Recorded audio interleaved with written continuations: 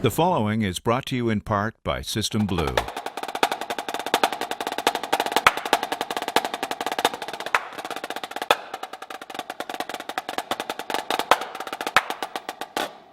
Products, events, publishing.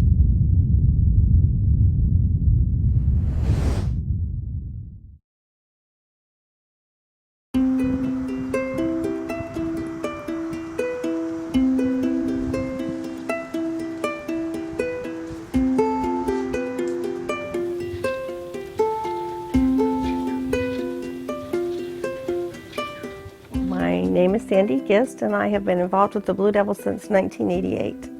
When my son joined the B Corps, he came home and he said, "I want to be a Blue Devil." And I said, "What is that?" And I had no idea what he was talking about. And here many years later, now I know what a Blue Devil is. My name is David Paul Gist. I go by Big Dave. My buddy got me a job at the Marauders my first year in '87, driving bus, and I came to Blue Devils in '88. Dave was driving the 04 when I put my son on the bus for the very first time to leave with the A Corps. And I had this wild hat on with a big bill, like twice as long as your baseball cap, that was curled. It was all flowered, and she says, "Oh my God, my son is going to be killed." But we started dating a few years later. She was cooking and I was driving, and then after it was over, we started the long distancing, me in Seattle, her here in Martinez. We both had like a $500-600 phone bill when we got home. I asked her to marry me, and she says, "I'll think about it." And then I get this box in the mail, and I've loved clowns all my life, and I ended up getting this 6-inch porcelain clown and a watch with a note saying, "Get me to the church on time."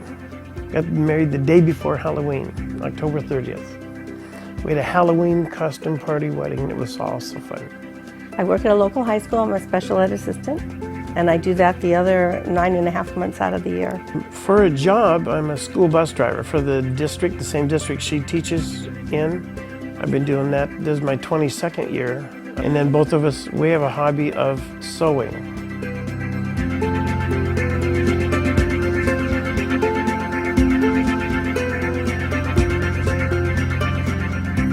After I got here in California, I saw an ad for a clown college, and I signed up. They gave me my name as Driver the Clown, and I've been doing it ever since. We found each other, and we've been married 22 in October. So she puts up with me.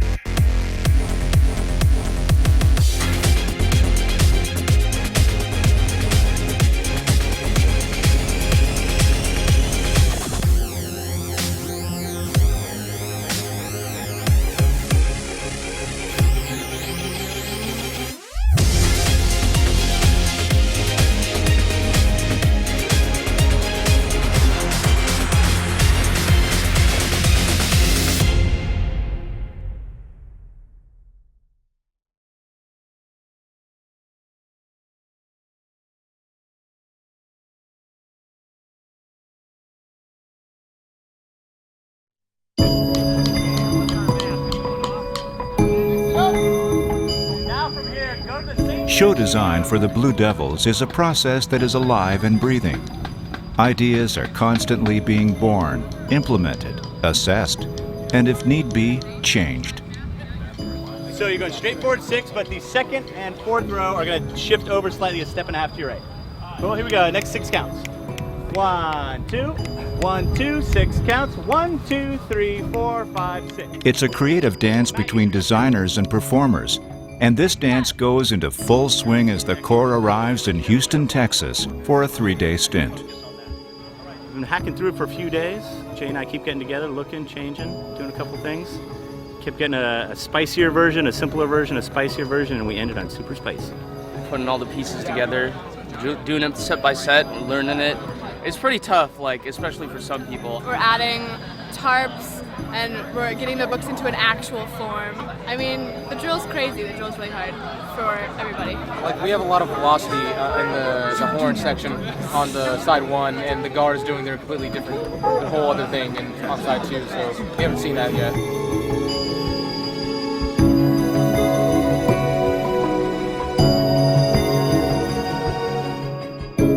Lots of color guard things to go in, characters to be added in, but the framework is pretty close. Everything's always up for changing and being tweaked and turned, but right now it feels pretty good. We like it.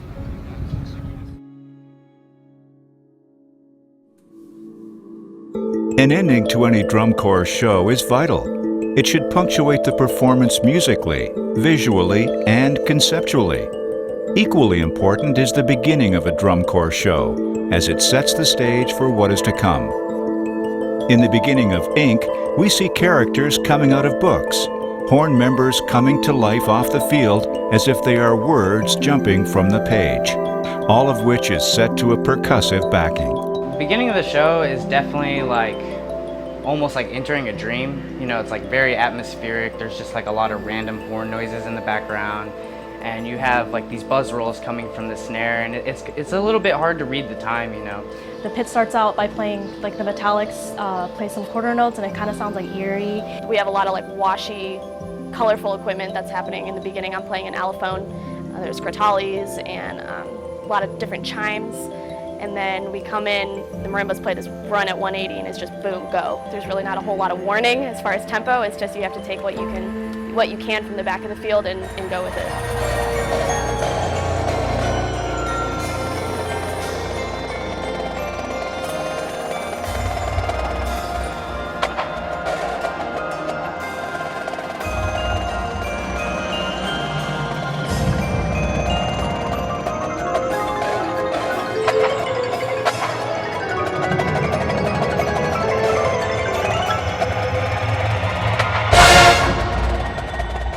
So the cross modulation takes place in chapter 3, which is a Goodwin piece. It's very jazzy, very upbeat. It's kind of the last big hold where the brass is kind of jamming out. So the horn line is playing and jumping around and dancing around while we are jamming out in the back.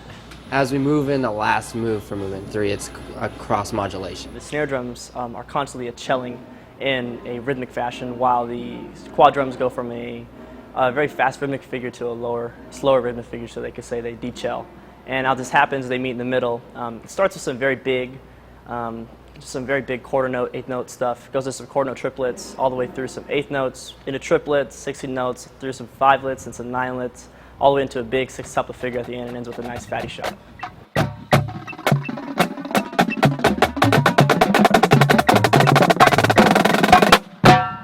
Make sure we're talking about good weight through all the fat spaces, and we actually add contact with the stick when we get to the ninelets. Move through the sticks confidently. Don't get to the roll early, but when you get to the roll, commit to whatever that hand speed is, and don't change halfway through. That would be my thought process through just that section.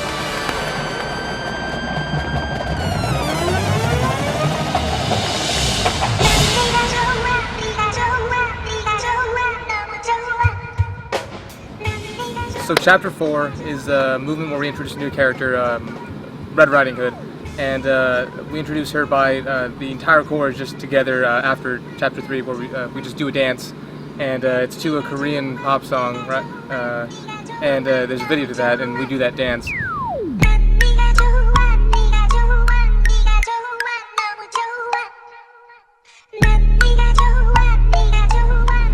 The lyrics themselves are actually "I like you." So the dance, at the beginning we have a shoulder jerk back and forth from the left, and then to the right, and then back and forth again, and then back to the right, and then we do the hand movements like claws, and all the way down, and then back up again, and then we repeat the process the same, and then we break out, and we just try to stay really low to the ground, try to keep an intense pace, and try to keep energy towards the moment that's happening on the center of the field with the color guard chorus. The wolves are accented more, and then it's really clear to the audience, okay, like, we're after something, you know, we have a desire for something, and it's supposed to be deceiving almost, you know, the wolves play, you know, like in Little Red Riding Hood, the wolves are deceiving, you know, Little Red. They want Red Riding Hood, and she's really oblivious to everything. She just thinks, oh wow, these wolves, they look nice, and then they're all just dancing really seductively, and they're kind of trying to get at her and they have all these like gestures, like, oh, they really want Little Red Riding Hood for their dinner. And Zach's over on the sample pad, and he's hitting a sample of a Korean pop star. So that goes on for a little bit, and then I come in with a drum set solo. You know, there's a good 16 bars where it's just me, you know. The battery's not playing. For those 16 bars of where it's just me and Zach, we perfectly have to be in time. The solo is written. It has gone through a lot of changes since Mars, about, you know, 4 times. It's been rewritten from Sean Glide, who's Dave Glide's brother, who studied drum set, to Jim, who's bounced some ideas off of Sean, and it's constantly me all the way up to this point learning about 4 different versions of it.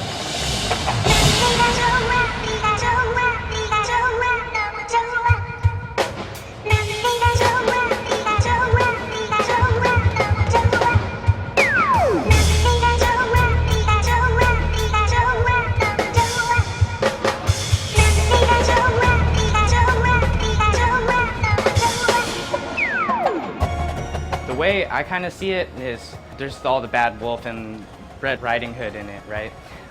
But for me, it's kind of like being a rock star, you know, and especially playing the main melody with the vibes, you know. We kind of have all these facial expressions. We like lift our eyebrow and we act, you know, like divas.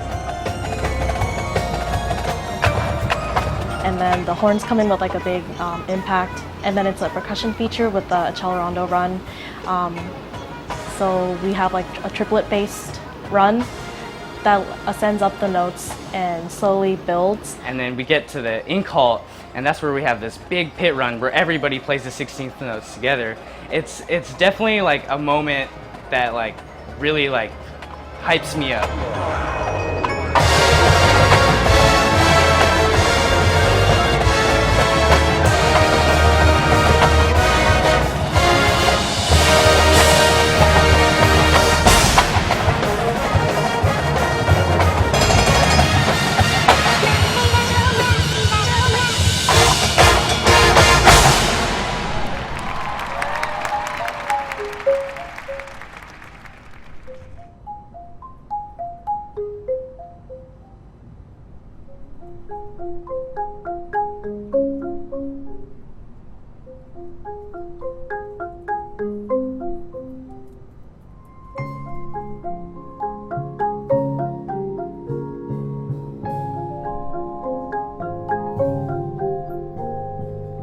Every year, the weekend of San Antonio puts the entire summer into perspective.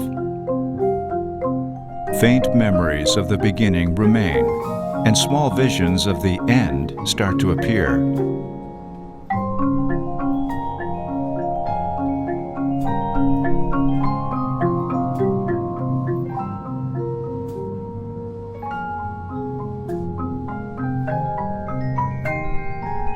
And as the clock ticks, the gears of determination begin to churn.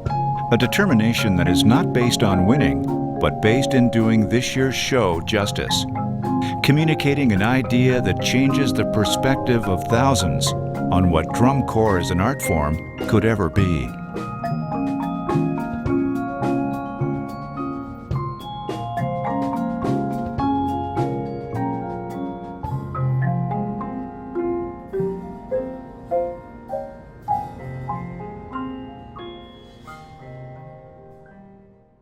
Next week on Inside BD360.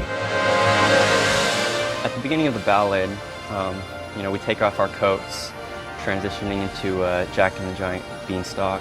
I basically carry the egg and we're running from the giant.